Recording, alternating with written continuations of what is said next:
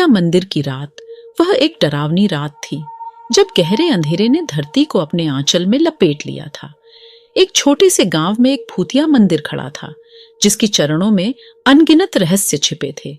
गांव वाले उसे रात के समय कभी भी नहीं जाते थे क्योंकि वहां अजीब अजीब आवाजें आती थीं। एक दिन गांव के एक युवक नामकरण ने मन बनाया कि वह भूतिया मंदिर में जाकर देखेगा कि वहां क्या होता है। रात के अंधेरे में जब चांदनी की किरणें मंदिर के दरवाजे पर पड़ रही थीं, नामकरण ने मंदिर के दरवाजे को धीरे से खोला। अंधेरे में एक अजीब सी आवाज आने लगी।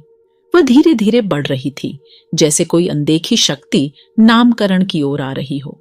नामकरण की रूह थर्राई और उसने दरवाजे को फिर से बंद कर दिया।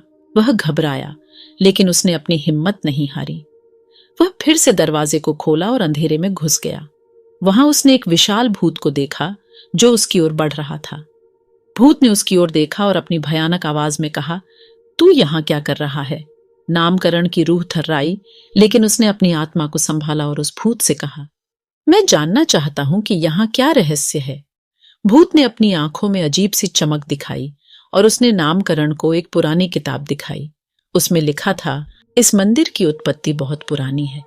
यहाँ एक ब्राह्मण ऋषि रहते थे जिन्होंने यहाँ तपस्या की थी। एक दिन उन्होंने एक अद्भुत मंत्र प्राप्त किया जिसकी शक्ति से वह अमर हो गए, लेकिन उन्होंने यह नहीं जाना कि वह मंत्र भूतों को भी अमर बना सकता है। उनकी तपस्या के बाद यह मंदिर भूतों का आवास बन गया।